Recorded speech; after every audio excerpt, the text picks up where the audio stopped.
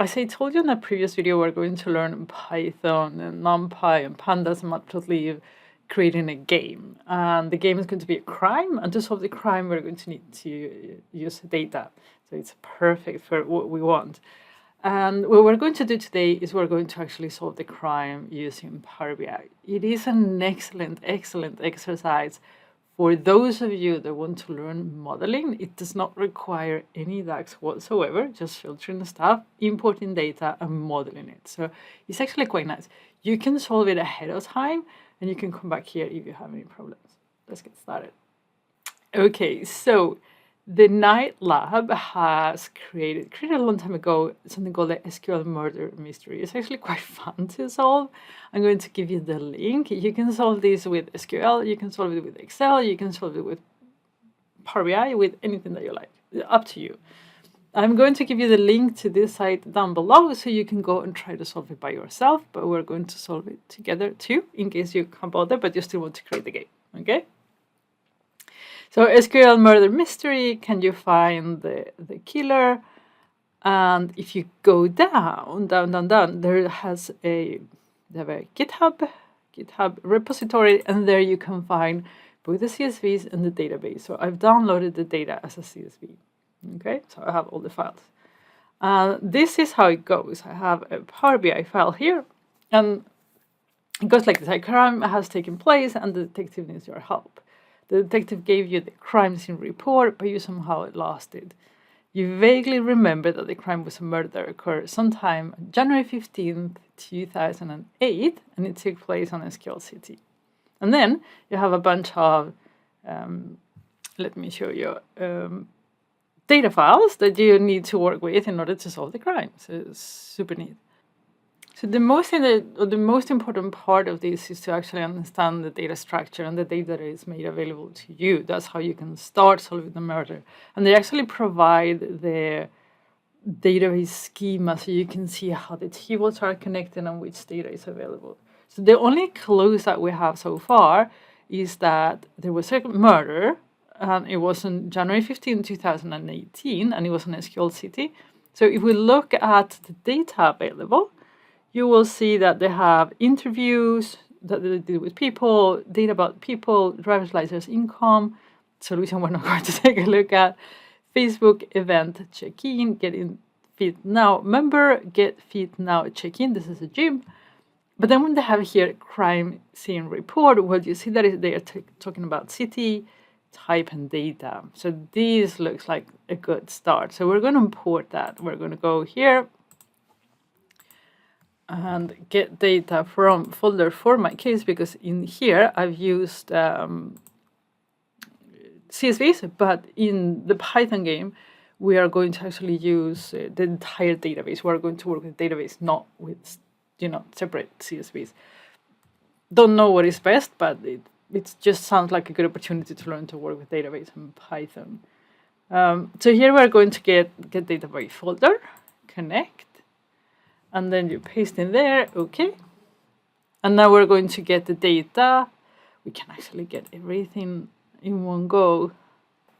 Okay, so let's get the data for the crime scenes. We have date, type, description, use as first rows. You need to transform these from time zone. No, it's not a time zone. What is that? From a, okay, let's do like this. Transform, extract text before the limiter, and then we're going to get the space. So we just get the dates, and now we can, format it correctly. This is text, description, text. Okay, so we're going to crime scene. Go in there, home, close and apply, and it's going to load this table, and then we can start querying it. So remember, murder, January 15th, 2018, SQL City. So if we go in here, and I wish there was a tick that would, drop all the tables into the visualization pane as a table. Okay, we have them here. And it was, if we go to the filter pane, the type, it was a murder. So click on murder.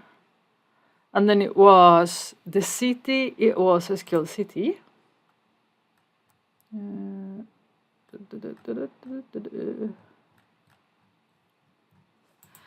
SQL City. And then it was January 15th. So here we have the report, right? So we're going to put the description here into a big one and then click on there and it says security footage shows that there were 2 witnesses. The first witness lives at the Northwestern Drive, not doctor, Drive. The second witness, named Annabelle, lives someone on Franklin Avenue. And then nothing here, and then it says someone killed the guard. He took an arrow to the knee. Okay. So this seems to be reliable information. We have Northwestern Drive. So if we go back to our schema, here we have a table where we have addresses and people.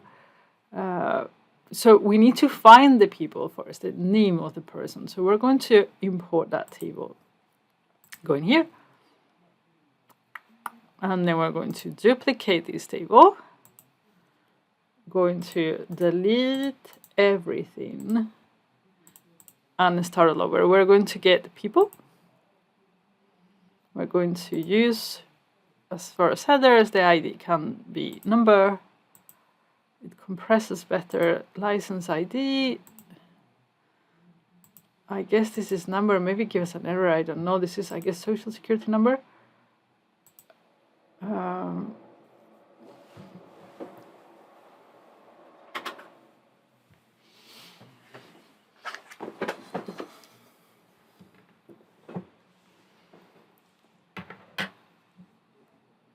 And this is person. Okay, so close and apply. We're going to open a new one. So this is the crime. This is people, in case we need to go person. To go back and query the table again. So we're going to drop in everything.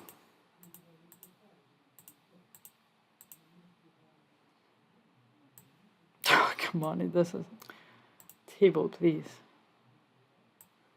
Okay.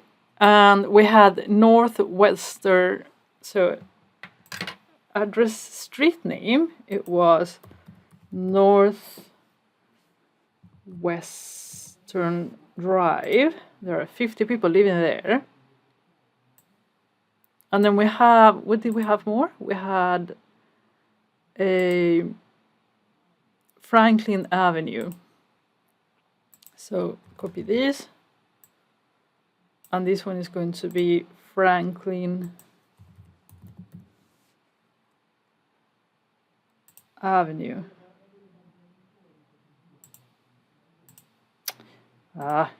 Root Franklin Avenue. Okay, we have them. What else does it say?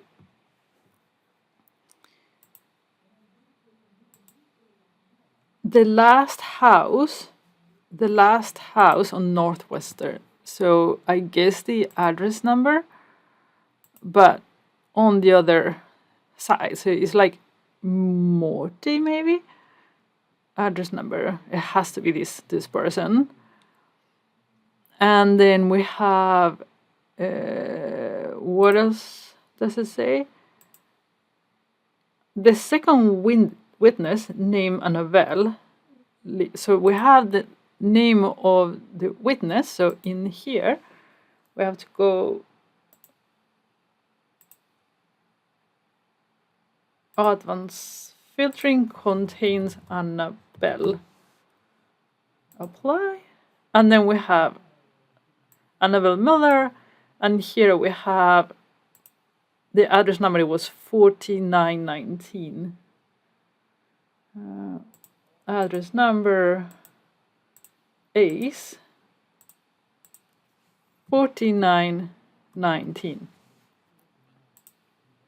Beautiful. So we have Morty and we have Annabelle. Okay, those are the clues that we have so far. So let's look again at the schema to see what more data is available.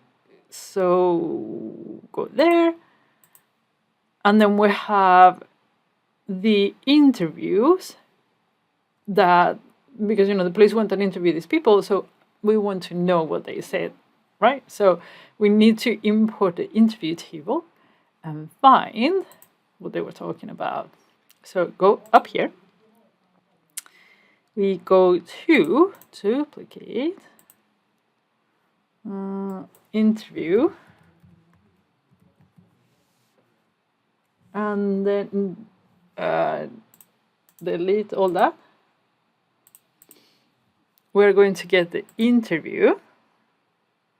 We're going to use first row as headers, person ID. I think we had a whole number before, so it has to be also here. ID, yeah, it's a number. So close and apply.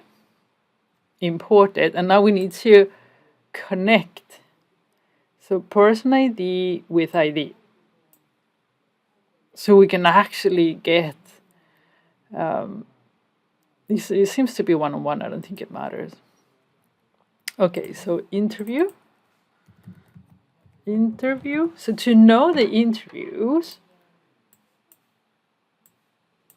we had 2 people, right? So we're going to duplicate these. Put it there. This one, put it there. What was the interview? The ID of count of ID. No, we don't want the count. We actually want don't summarize. And this is our first witness copy. So we're going to go here. ID is. I wish it was is by default. So we have one of the reports, and now we're going to get the second report, which is from Annabelle, and the ID is that one. So we're going to copy it, go in here, and we're going to paste it in there. Is got it. Okay, so now we have some more clues. Let's see what they say. So I heard a gunshot, and then saw a man run out. He had a get fit now gym. Now we know about those tables. The membership number on the tag bag started with 48 SETA. Only all gold members have those bags. The man got into a car with a plate that included H42W. I saw the murder happen. I recognized the killer from my own gym when I was working out last week on January the 9th. So we know that the killer was at the gym on January 9th. And we know that he has a gold membership and the number plate of his car. So let's go back, let's save that, to the schema and say, okay, we have the check-in, so we can actually, Annabelle told us when the person checked in. We have the get fit now member, we know is a member there, so we're going to get those 2 tables now.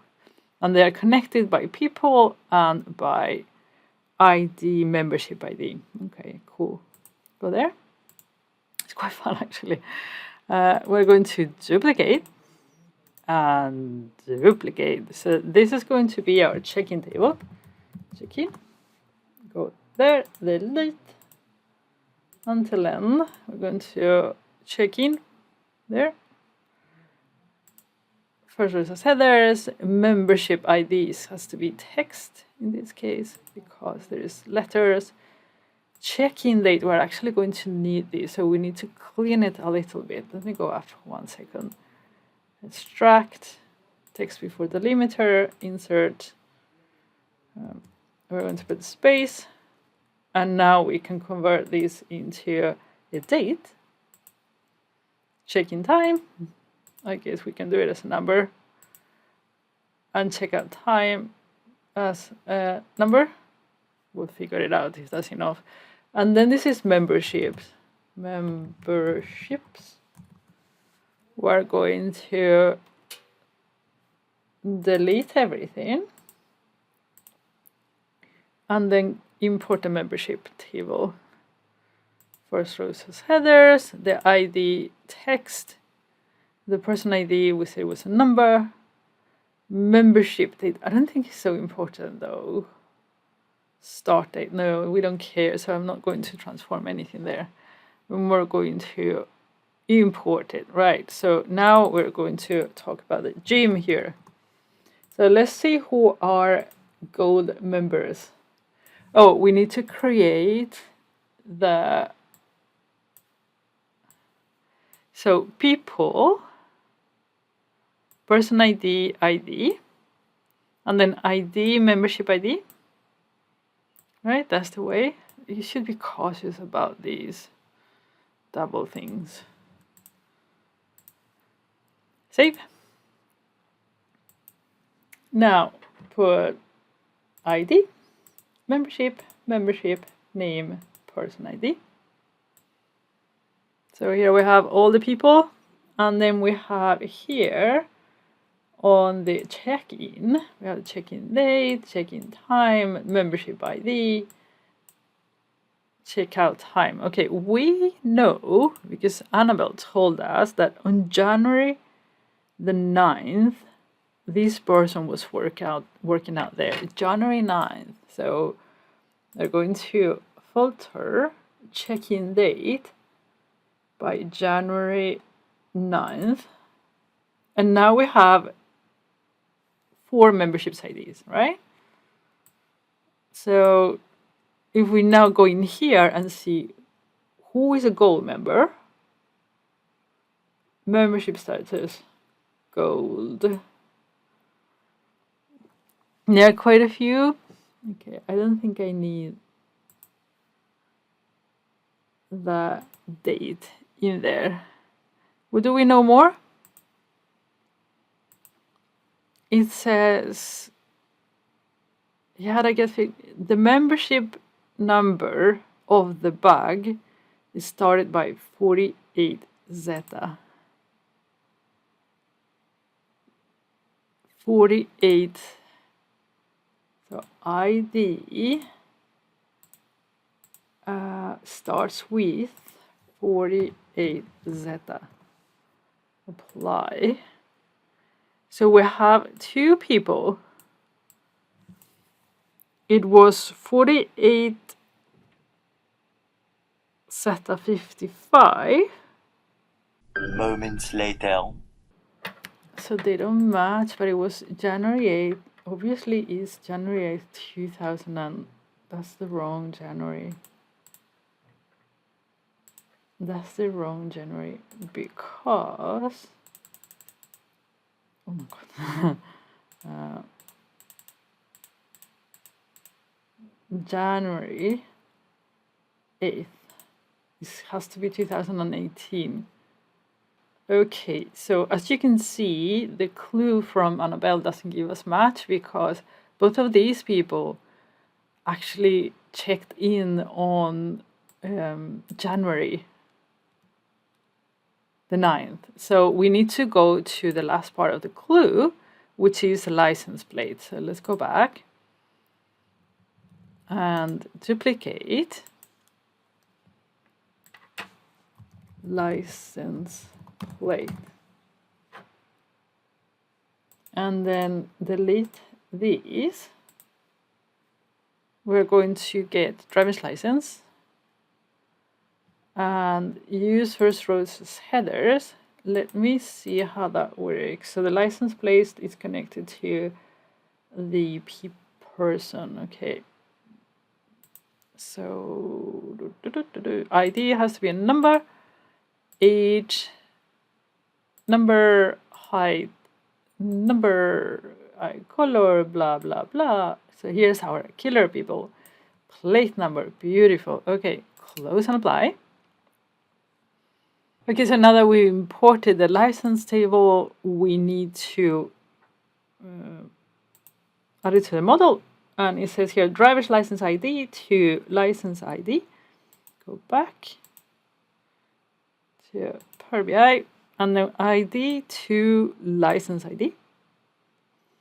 And now we go to plate number, it says included H42W, H42W, included. So advanced contains H42W, apply. 42, not 43, 42, apply. We have 3. So now if we put the name from the person, we should find our killer. And if you compare these two, Jeremiah, Joe, Tusher, Maxine, so Jeremiah is twice. So Jeremiah is our killer, people.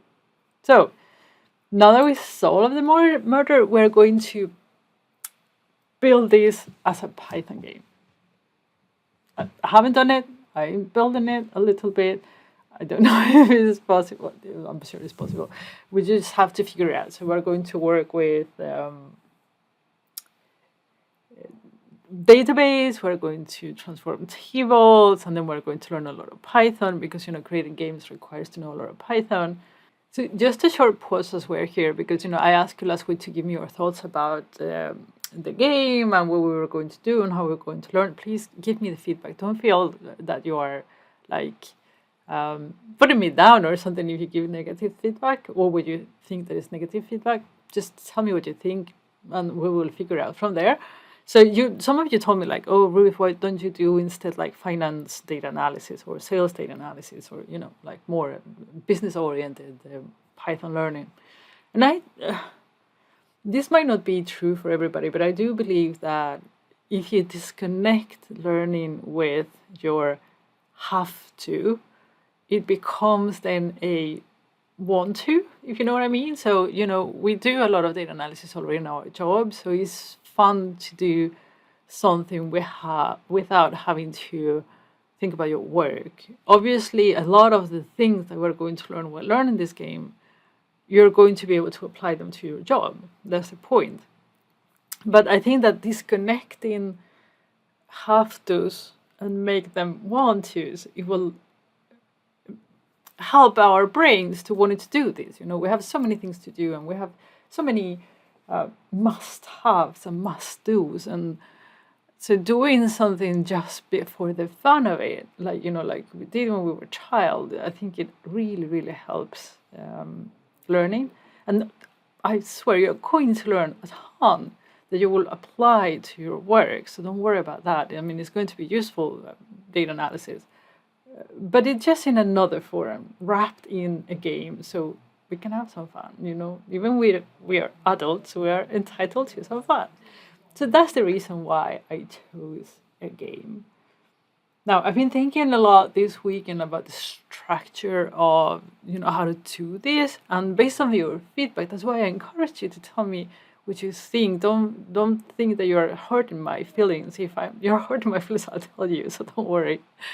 So what I'm thinking is that I was going to do the explanation of what we need to do and then start doing the game. I'm going to separate them. So I'm going to do videos on this is what we need to know, obviously thinking about the game, separate them totally, and then I will do a video, okay, let's build the game. So for those of you that want to build the game with me, you will have separate videos, and for those of you that do not want to build the game, you have Python tutorials separately.